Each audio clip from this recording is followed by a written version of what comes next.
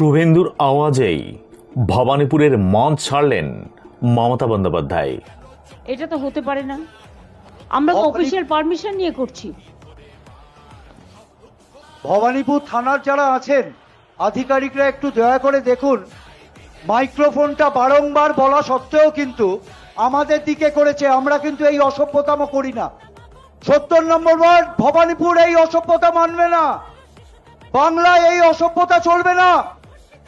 একটু দয়া করে সংবাদপত্রের মাধ্যমে সংবাদ মাধ্যমের ভাই বোনেরাও দেখুন, শুনুন কেন করবে এটা।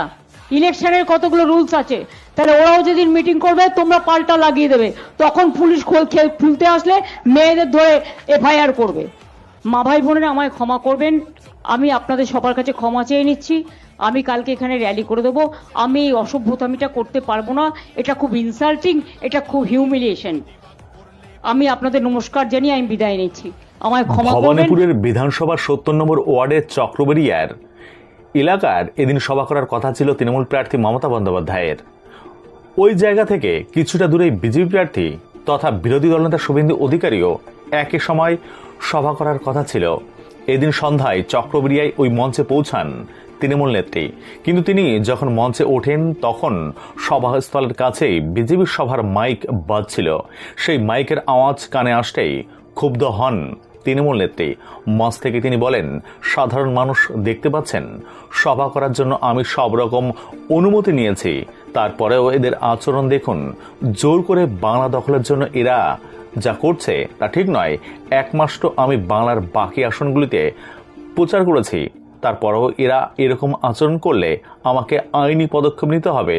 সামনে চিৎকার করছে যাতে আমি সভা করতে না পারি, এটাকে বলে পায়ে পা লাগিয়ে ঝগড়া করা। সামনে চিৎকার করছে যাতে আমি সভাটা না করতে পারি, আমাকে ক্ষমা করবেন, আমি এই সভা করতে পারবো না। এটা খুবই অপমানজনক। এই অসভ্যতামি আমি করতে পারবো না। আগামীকাল এখানে আমি মিছিল করে দেব, যদি পারেন ভোটটা আমাকে দেবেন, কিন্তু এই অপমানের জবাবে আপনাদের ভোটটা দিতেই হবে। এবার দেখুন মমতা বন্দ্যোপাধ্যায়ের সভামঞ্চে ঠিক কি ঘটেছিল। এর সাথে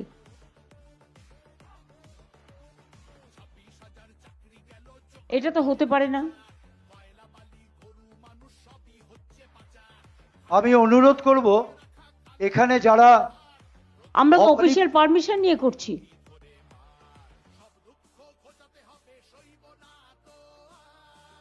ভবানীপুর থানার যারা আছেন আধিকারিকরা একটু দয়া করে দেখুন, মাইক্রোফোনটা বারংবার বলা সত্ত্বেও কিন্তু আমাদের দিকে করেছে। আমরা কিন্তু এই অসভ্যতামো করি না। 70 নম্বর ওয়ার্ড ভবানীপুর এই অসভ্যতা মানবে না, বাংলায় এই অসভ্যতা চলবে না। একটু দয়া করে দেখুন। সংবাদপত্রের মাধ্যমে সংবাদ মাধ্যমের ভাই বোনেরাও দেখুন, শুনুন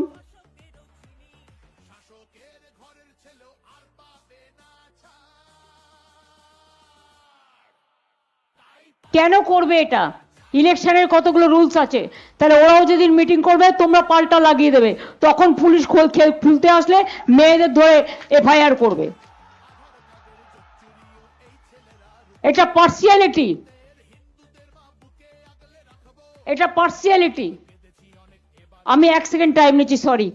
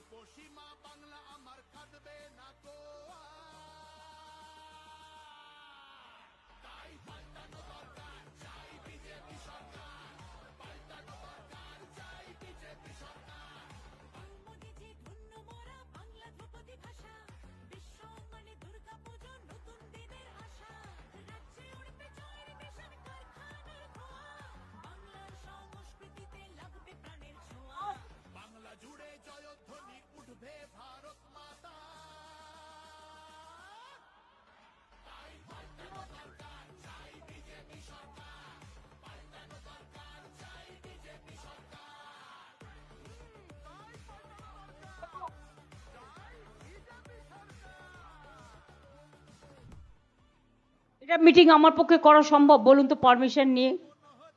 এবার আপনারা বলুন। সাধারণ মানুষ দেখতে পাচ্ছেন, I have taken all official permission. After that, you see the attitude. Whatever they are doing forcefully to capture Bengal, this is wrong. If they do it in my constituency, I was not here about 1 month. I was in Bengal. I was contesting, I was campaigning for my 200 seats, and Abhishek also campaigning for about 100 seats out of 294. And if they behave like this, I am sorry. I have to take my legal action, and I will do that. তাহলে বুঝতে পারছেন পায়ে পা লাগিয়ে ঝগড়া করার, এই দেখুন সামনে চিৎকার করছে যাতে আমি মিটিংটা করতে না পারি। মা ভাই বোনেরা আমায় ক্ষমা করবেন, আমি আপনাদের সবার কাছে ক্ষমা চেয়ে নিচ্ছি। আমি কালকে এখানে র্যালি করে দেবো। আমি এই অসভ্যতামিটা করতে পারবো না, এটা খুব ইনসাল্টিং, এটা খুব হিউমিলিয়েশন। আমি আপনাদের নমস্কার জানিয়ে আমি বিদায় নিচ্ছি। আমায় ক্ষমা করবেন, যদি পারেন ভোটটা আমায় দেবেন, আমার সিম্বল নাম্বার 2। বাট এর প্রতিবাদে আপনাদের কিন্তু ভোটটা দিতে হবে। আমাকে মিটিং করতে পর্যন্ত দিচ্ছে না।